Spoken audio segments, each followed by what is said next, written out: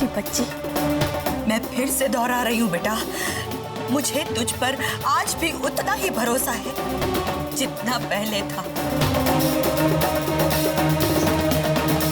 मेरी बच्ची, आज भी तुझे ये सब कुछ एक माँ पूछ रही है, एक सास नहीं, क्योंकि मैं अपनी बेटी को अकेले इतने परेशान होते हुए नहीं देख सकती। विद्या, मैंने तुझसे बहुत प्यार किया है बेटा, बहुत, लेकिन इसके बदले में तुमने मुझे क्या दिया ये तुम सोचना। मम्मी जी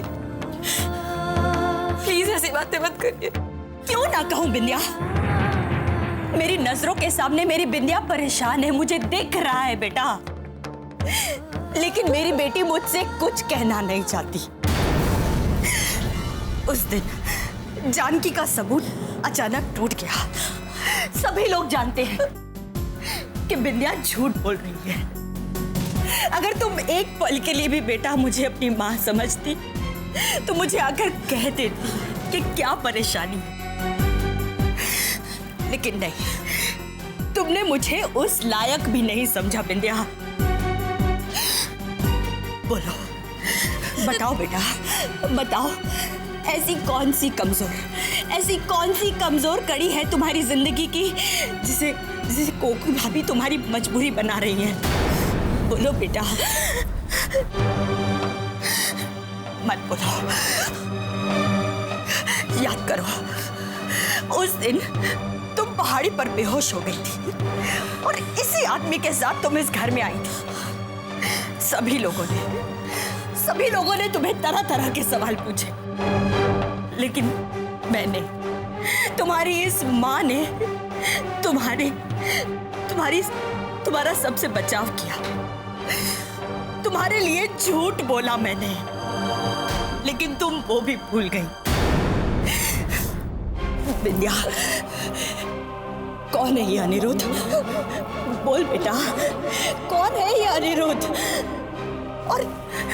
और क्यों तुम उसके घर में आने से इतनी परेशान हो जाती हो?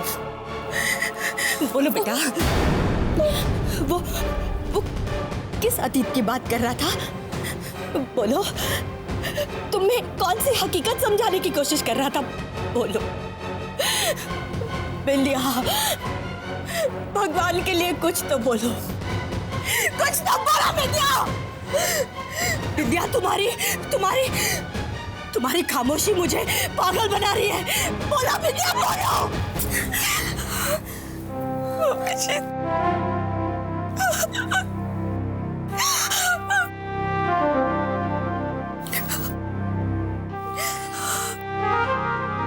ठीक है, तुम नहीं बोलना चाहती ना, मत बताओ। अब मुझे जो जानना है वो मैं अनिरुद्ध से पूछूंगी।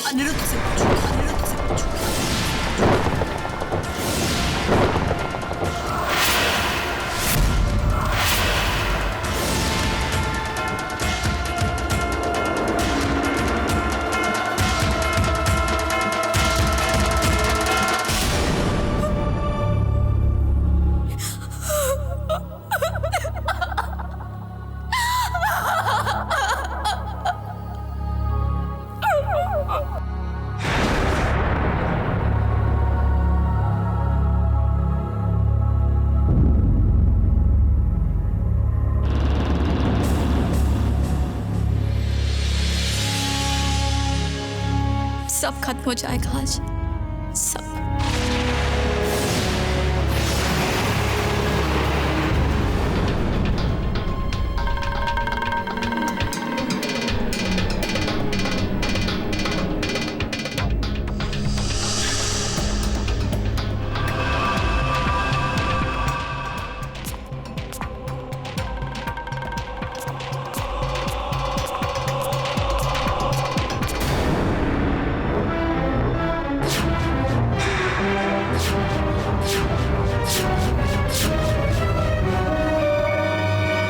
क्या तुम विद्या से प्यार करते हो?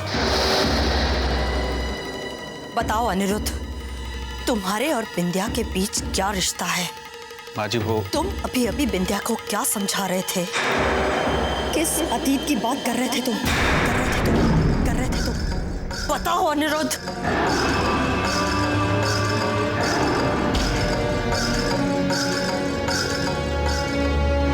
ठीक है माँ जी, आप जानना चाहती हैं ना, मैं आपको सब कुछ बताता हूँ।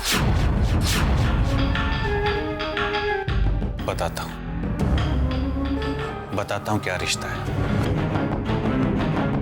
आपकी बिंदिया और मेरे बीच।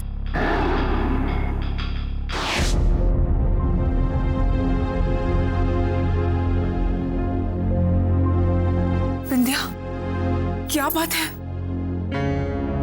बिंदिया प्लीज मुझे कुछ बताओ, मेरा मन बहुत घबरा रहा है। मैंने आज तक भावना काकी को इतना गुस्सा होते हुए नहीं देखा, और वो अभी अनिरुद्ध के रूम की तरफ क्यों गई है? बोलो बिंदिया, क्या बात है? बिंदिया कुछ तो बोलो प्लीज, बताओ ना क्या बात है, क्यों रो रही हो तुम? बिंदिया क्या हुआ?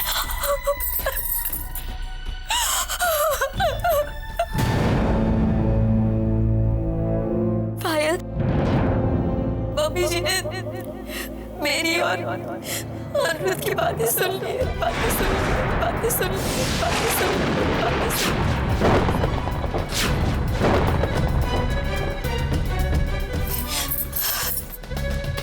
पायल,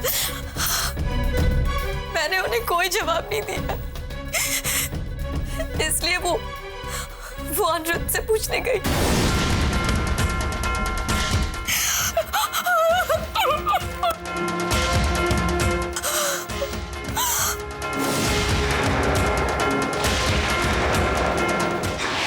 माँ जी, आज मैं आपको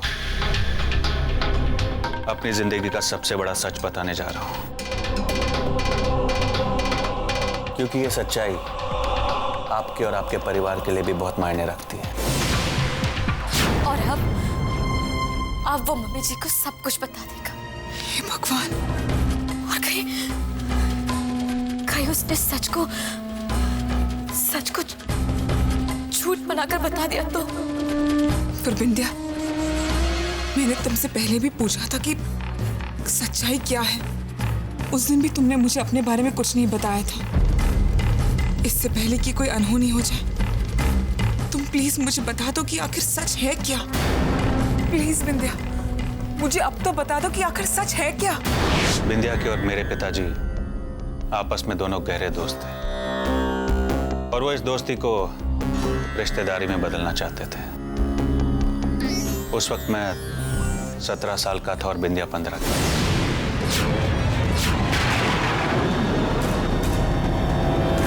और एक दिन मेरे बाबूजी बिंदिया के घर रिश्ते की बात करने गए।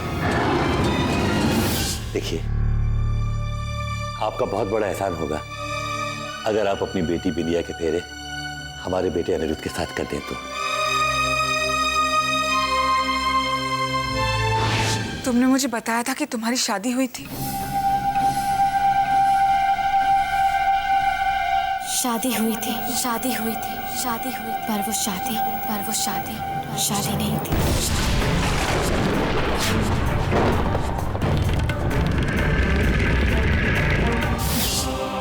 दरअसल अनिरुद्ध की कुंडली में एक बहुत बड़ा दोष है।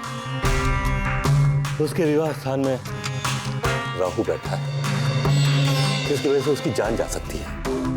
तो क्या सोचा तुमने? मैं आपके पास इसीलिए आया हूं।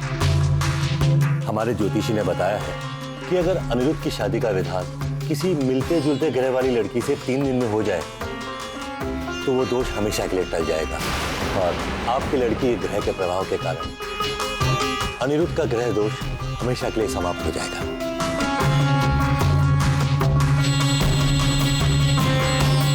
पर ये कैसे हो सकता है? आप अगर मान लेंगे तो जरूर हो सकता है।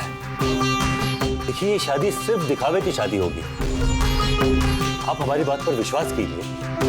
हम आपको किसी शादी के बंधन में नहीं बांधेंगे। हम सिर्फ अपने बेटे की जान बचाना चाहते हैं। ये कैसे? मान भी जाओ मेरे दोस्त, मान जाओ, हमारी बरसों की दोस्ती पर विश्वास कर लो। बस ये समझिए भाई साहब कि एक मजबूर माँ आपके सामने झोली फैला रही है, इनकार मत कीजिएगा।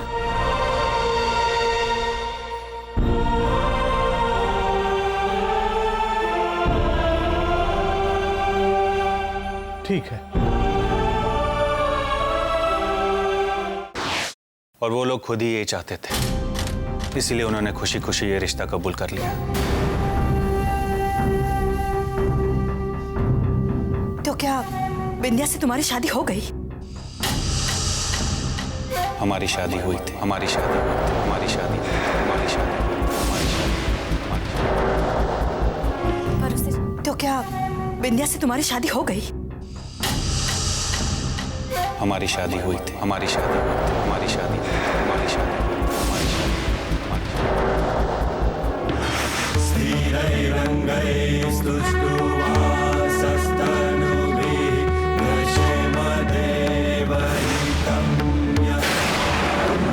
स्वस्ति न पूषा विश्ववेदाः।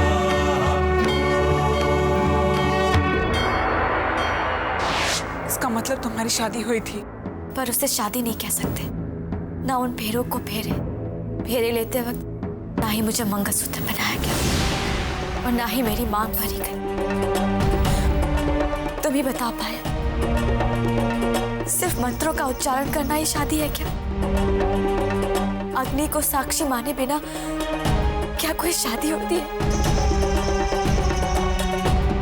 मेरे पापा मम्मी ने तो ये शादी सिर्फ इसलिए की थी क्योंकि उनके दोस्त की बेटी की जिंदगी का सवाल था।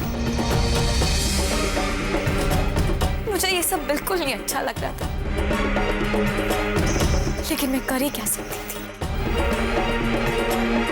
15 साल की अल्लड़ भोली भाली पागल थी,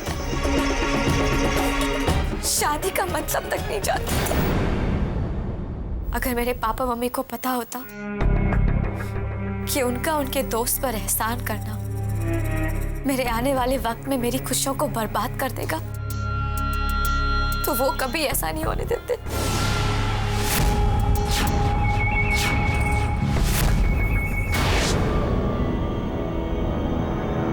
और इस तरह फेरों के बाद मैं और विंध्या हमेशा के लिए एक दूसरे के हो गए, एक दूसरे के, एक दूसरे के, एक दूसरे के, एक दूसरे के।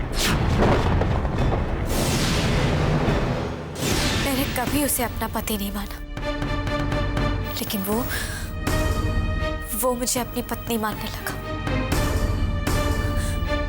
उस पर तो जैसे इश्क का भूत सवार था। और उन्होंने विंध्या को तुम्हारे साथ विदा कर दिया।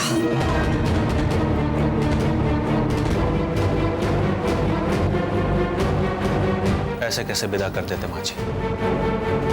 मैं आपको बता चुका हूं कि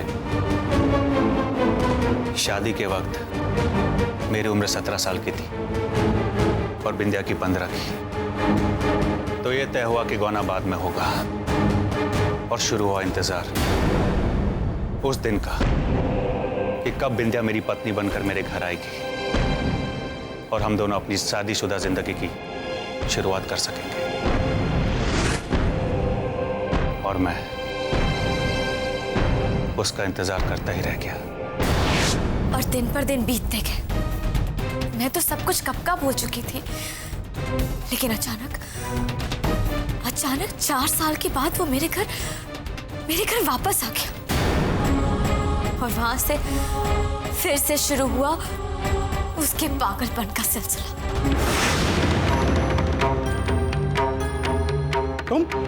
तुम यहाँ क्यों आए हो?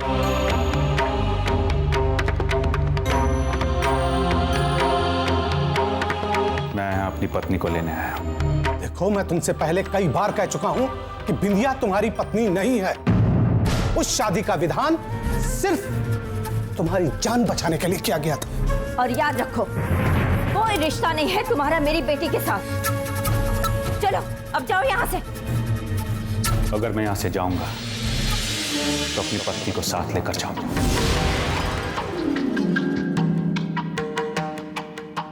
पागल मत बनो अनिरुद्ध। चाहे जैसे भी सही, मेरी शादी बिंदिया के साथ हो चुकी है और अब मैं बालिग भी हो चुका हूं।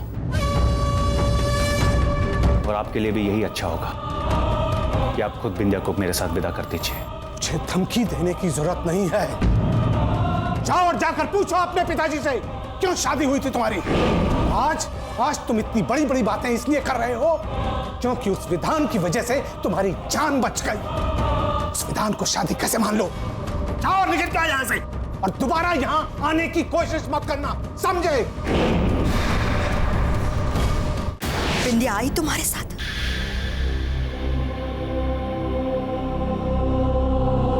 हाँ माँ जी। और जैसे उसने पहला मेरी हवेली खुशियों की रोशनी से जगमगाओ।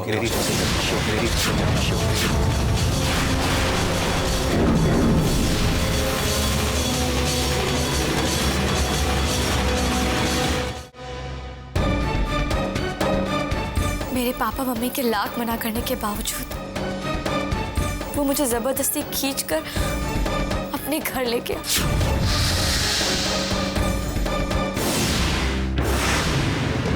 छोड़ो मुझे अनिरुद्ध, छोड़ो मुझे अनिरुद्ध, छोड़ो मुझे, छोड़ो। क्या कर रहे हो? तुम्हें तुम्हारे घर लाया और आज से तुम यहां इसी घर में रहोगी। याद रखो, अब यही तुम्हारा घर है। विंध्या तुम मेरी पत्नी हो और तुम तो जानती हो ना कि शादी के बाद दुल्हन ससुराल में रहती है। तो मैं तुम्हें उस घर में कैसे रहने देता विंध्या? अनिरुद्ध, समझने की कोशिश करो। वो शादी नहीं थी, वो तो सिर्फ तुम्हें बचाने के लिए एक विधान किया गया था, बस।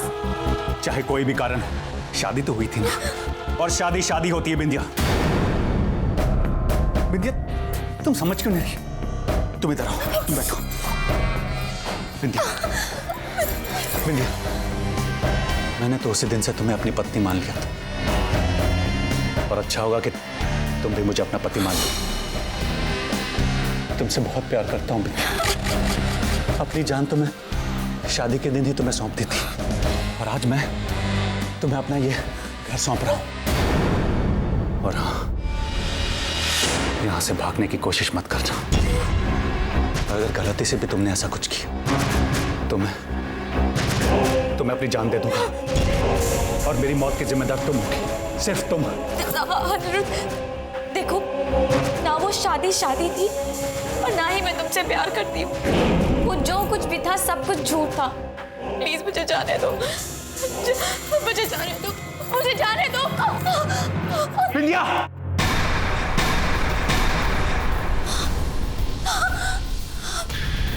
क्या कहा तुमने? जाने दो तुम? नहीं विंध्या, तुम मेरी पत्नी हो। मैं तुम्हें कहीं भी नहीं जाने दूंगा, कभी। अब तुम्हें यही रहना पड़ेगा, इसी घर में मेरे साथ। प्लीज मुझे जाने दो। मैं तुम्हारे हाथ जोड़ती हूँ, प्लीज मुझे जाने दो, प्लीज मुझे जाने दो। प्लीज अनिरुद्ध, मुझे जाने दो, मुझे जाने दो। देखो, जाने दो, मेरे पास ही आना।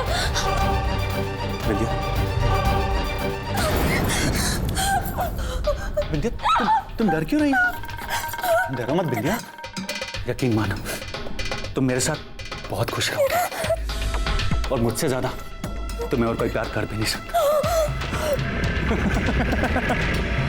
अब देखो ना, बेकार की बात पे हम बहस कर रहे हैं।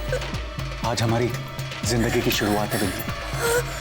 रानी बनाकर रखूंगा तो इस पूरे घर पे राज करोगे तुम और मेरे दिल पर भी।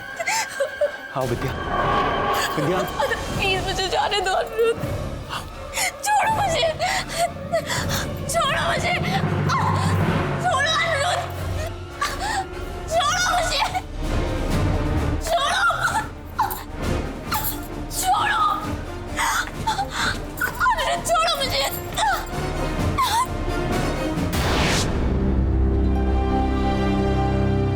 वो मेरी जिंदगी का सबसे खूबसूरत दिन था माँ जी। मैं बहुत प्यार से हमारे नए संसार की शुरुआत करने के लिए उसे अपने कमरे में लेकर